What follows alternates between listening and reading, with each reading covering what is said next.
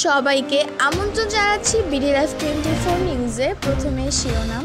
ঈদুল আজহা ট্রেনের 3 জুনের টিকিট বিক্রি আজ। পতেঙ্গা সমুদ্র সৈকতে সন্ত্রাসী ঢাকাইয়া আকবর গুলিবদ্ধ। জনগণের অনুমতি ছাড়া ডক্টর ইউনূসের পদত্যাগের ইখতিয়ার নাই। এতক্ষণ শুনছিলেন শিরোনাম, এখন বিস্তারিত।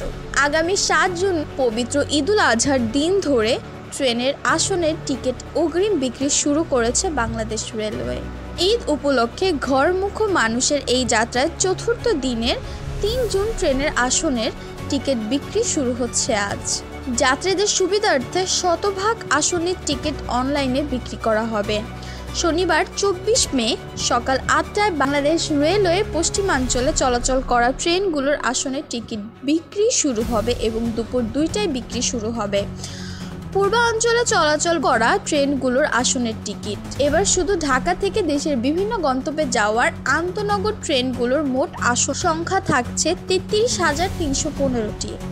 ঈদ উপলক্ষে রেলওয়ের নেওয়া কর্মপরিকল্পনা থেকে এ তথ্য জানা যায়। কর্মপরিকল্পনার তথ্য মতে ঈদের আগে আন্তনগর ট্রেনের 31 মের আসন বিক্রি হয়েছে 21 মে, 1 জুনের আসন বিক্রি হয়েছে 22 মে, 2 জুনের আসন বিক্রি হয়েছে 23 মে, 4 জুনের আসন বিক্রি হবে 25 মে, 5 জুনের আসন বিক্রি হবে 26 মে এবং 6 জুনের আসন বিক্রি হবে 27 মে। রেলওয়ের সিদ্ধান্ত অনুযায়ী ঈদের আগে 7 দিনের ট্রেনের আসনের টিকিট বিশেষ ব্যবস্থায় অগ্রিম হিসাবে বিক্রি করবে। এই সময় কেনা টিকিটগুলো যাত্রীরা রেলওয়ের ফেরত দিতে পারবেন না। প্রতিজন টিকিট প্রত্যাশী 4টি আসনের টিকিট একবার একসঙ্গে সংগ্রহ করতে পারবেন। চট্টগ্রাম নগরের পতেঙ্গা সমুদ্র সৈকত এলাকায় গুলিবর্ষণের ঘটনা ঘটেছে। এতে গুলিবদ্ধ হয়েছে চট্টগ্রামের সন্ত্রাসী ঢাকাইয়া আকবর। পুলিশের ধারণা, টার্গেট কিলিং করতেই পতেঙ্গা গুলিবর্ষণের ঘটনা ঘটে। শুক্রবার 23 মে দিবাগত রাত 8:30টার দিকে গোলাগুলির এই ঘটনা ঘটে। সৈকতের জনসমাগমের ভেতরে সরাসরি লক্ষ্য করে গুলি চালানোর শীর্ষ সন্ত্রাসী আলী আকবর ওরফে ঢাকাইয়া আকবরের ওপর। প্রাথমিক তদন্তে এটিকে পুলিশ ও গোয়েন্দা সংস্থাগুলো টার্গেট কিলিং এর ঘটনা হিসেবে চিহ্নিত করেছে। পুরনো অপরাধী গ্রুপগুলোর অভ্যন্তরীণ বিরোধকে কেন্দ্র করে পরিকল্পিতভাবে এই হামলা চালানো হয়েছে বলে সন্দেহ করা হচ্ছে।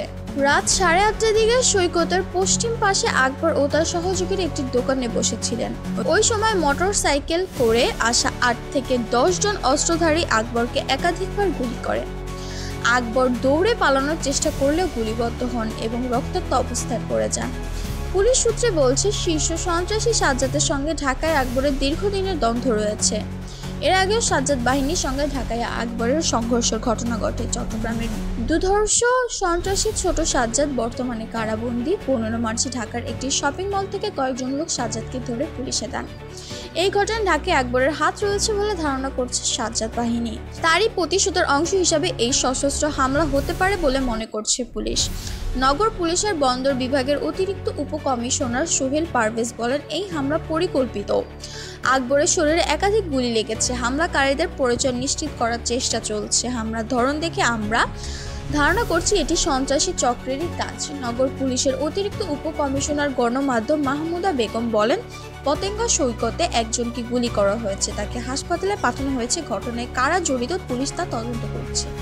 ইসলামী আন্দোলন বাংলাদেশের সিনিয়র নায়েবে আমির মুফতি সৈয়দ মোহাম্মদ ফয়জুল করিম বলেছেন, আমরা গুঞ্জন শুনেছি প্রধান উপদেষ্টা ডক্টর মোহাম্মদ ইউনূস পদত্যাগ করবেন। তাকে বলবো, ওই চেয়ারে আপনি নিজে বসেননি, জনগণ আপনাকে বসিয়েছে। পদত্যাগ করার ইখতিয়ার আপনার নাই। যারা বসিয়েছে তাদের অনুমতি ব্যতীত, তাদের আশা আকাঙ্ক্ষার প্রতিফলন ঘটানো ব্যতীত আপনি ইচ্ছা করলে চলে যাবেন। এটা শান এবং মানের সঙ্গে সামঞ্জস্য নয়। জনগণ আপনাকে বসিয়েছে, জনগণের ইচ্ছাতেই আপনি নামতে পারবেন। শুক্রবার 23 মে সন্ধ্যায় লক্ষ্মীপুর দক্ষিণ তেমুহনী এলাকায় ইসলামী আন্দোলনের জেলা কার্যালয় ইসলামী যুবদলের সদর উপজেলার ওয়ার্ড প্রতিনিধি সম্মেলনে প্রধান অতিথির বক্তব্যে তিনি এইসব কথা বলেন। মুফতি সৈয়দ ফয়জুল করিম বলেন, জনগণ শান্তি, স্বাধীনতা ও মুক্তি পাওয়ার জন্য বৈষম্য দূর করে গ্রহণযোগ্য নির্বাচনের জন্য আপনাকে সরকারে বসিয়েছে। মানুষ সংস্কার চায়, এই জন্য আপনাকে বসিয়েছে। আপনি ইচ্ছা করলে পদত্যাগ করবেন, ইচ্ছা করলেই ছেড়ে যাবেন, ইচ্ছা করলেই গদি ত্যাগ করবেন। আমরা জানি আপনি চান না, কিন্তু এখানে চাওয়া এবং না চাওয়ার আপনার ব্যক্তিগত বিষয় নয়। আপনার থাকা এবং না থাকা বাংলাদেশের জনগণের বিষয়, দেশের বিষয়। তিনি বলেন, কোনো অবস্থাতে আপনি এমন সিদ্ধান্ত নেবেন না যে সিদ্ধান্তের মাধ্যমে ভারত খুশি হবে। ভারতের প্রত্যেকটি জনগণ হাসবে, মোদী সরকার খিলখিল করে হাসতে থাকবে, এরকম সিদ্ধান্ত আপনি নেবেন না। বরং আপনি এমন সিদ্ধান্ত নেন যার মাধ্যমে বাংলাদেশের মানুষ স্বাধীন হবে, স্বাধীনতা উপভোগ করবে। আমরা ভারতের জিঞ্জিরায় আবদ্ধ ছিলাম, তাদের পরানো জিঞ্জিরা থেকে আমরা মুক্ত হতে চাই। দেশ বিদেশের তথ্যবহুল সংবাদ সবার আগে পেতে BDLive 24 নিউজ ইউটিউব চ্যানেলটি সাবস্ক্রাইব করুন ও ফেসবুক পেজটি ফলো করুন।